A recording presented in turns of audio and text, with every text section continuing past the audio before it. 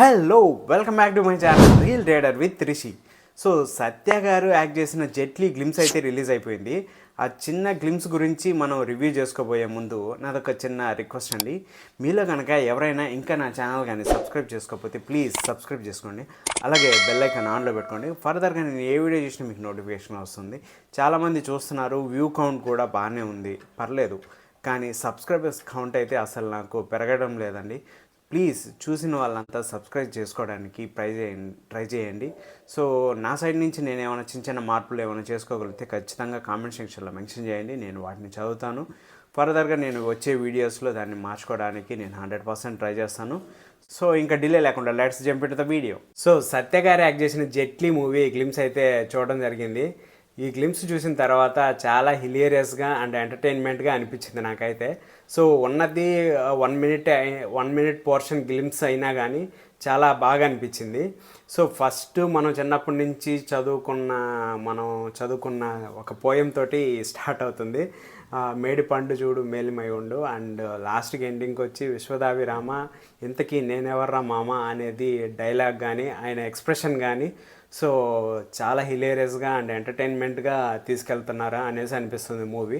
So ఇంకోటి ఏంటంటే ఇంతకీ నేనెవర్రా మామ అనేసి ఒకసారి అంటున్నారు. అండ్ వెనల్ కిషోర్ గారు నువ్వు ఏ టైర్ అనేసి అంటే టైర్ 1 టైర్ 2 టైర్ 3 అంటే జనరల్ కంపార్ట్మెంట్ అనేసి అంటున్నారు. సో అంటే the way of comedy expressed in peak level అనేసి నాకు అనిపిస్తుంది. సో ఇద్దరు లెజెండ్లు అంటే వెన్నెల కిషోర్ కానీ ఆ టైమింగ్ కానీ అయింది డిఫరెంట్, సో సత్య గారిది అయింది డిఫరెంట్. వీళ్ళిద్దరూ కలిసి కాంబోలో అసలు ఆ ఎంటర్టైన్మెంట్ ఇంకా వేరే లెవెల్లో ఉంటుంది. నాకు తెలిసి ఆ కథ ఏంటంటే ఆ పోస్టర్స్ని ఆ గ్లిమ్స్ని బేస్ చేసుకొని చూస్తే మొత్తం ఒక ఏరోప్లేన్ బేస్ చేసుకొని ఈ మూవీ ఉండబోతుంది అనేసి అర్థమవుతుంది.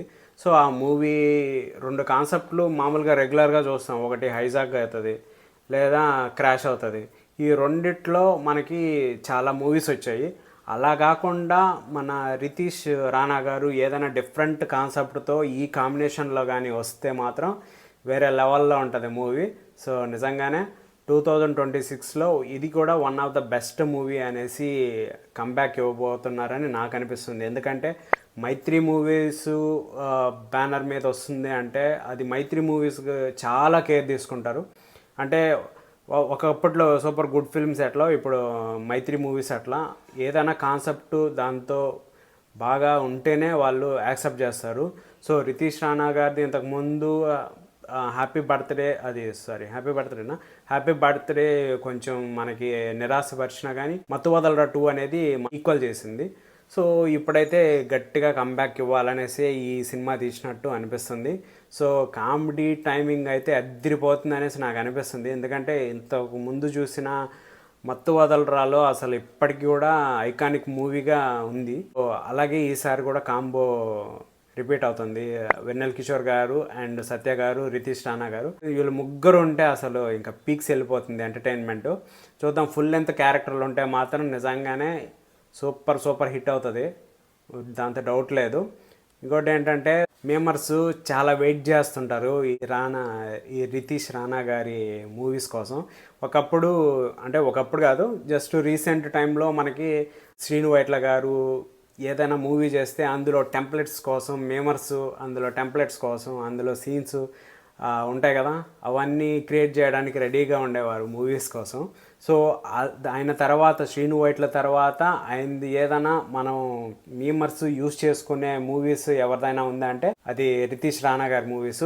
ఎంత పాపులర్ అవుతాయంటే, ఎంత వైరల్ అవుతాయంటే ఇవి మేమ్స్ చాలా వైరల్ అవుతాయి. ఎగ్జాంపుల్ ఒరి నా కొడక అనేది కానీ, అండ్ నెక్స్ట్ తస్కరించడం, ఇలాంటి వర్డ్స్, ఇలాంటి కైండ్ ఆఫ్ మీమ్స్ చాలా వైరల్ అవుతుంటాయి. సో దట్ క్రియేటివిటీ మొత్తం అంతా మన రితీష్ రాణా గారి దగ్గర నుంచే వస్తుంది కాబట్టి మేమర్స్ కూడా వెయిట్ చేస్తూ ఉంటారు నాకు తెలిసి ఈ మూవీ గురించి. So this is the one of the biggest movie in 2026లో మనం ఎక్స్పెక్ట్ చేస్తున్నాం నేనైతే. సో చూద్దాం, ఇంకా ట్రైలర్ చూసిన తర్వాత కొంచెం క్లారిటీ వస్తుంది, ఇంకా మూవీ చూసిన తర్వాత ఫుల్ క్లారిటీ వస్తుంది, అప్పుడు కూడా దీని గురించి మనం మాట్లాడుకుందాం. సత్య గారు లాస్ట్లో నాన్చాక్ ఫైట్ ఉంది, వేరే లెవెల్లో ఉంది.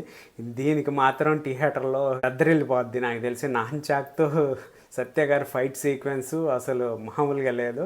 చూద్దాం థియేటర్లో వాళ్ళ రెస్పాన్స్, ఆడియన్స్ రెస్పాన్స్ ఎలా ఉంటుందో చూద్దాం, ఎంజాయ్ చేద్దాం. నిజంగా బాగుండాలని కోరుకున్నాం, మనం కూడా రిఫ్రెష్ అవ్వాలి కదా.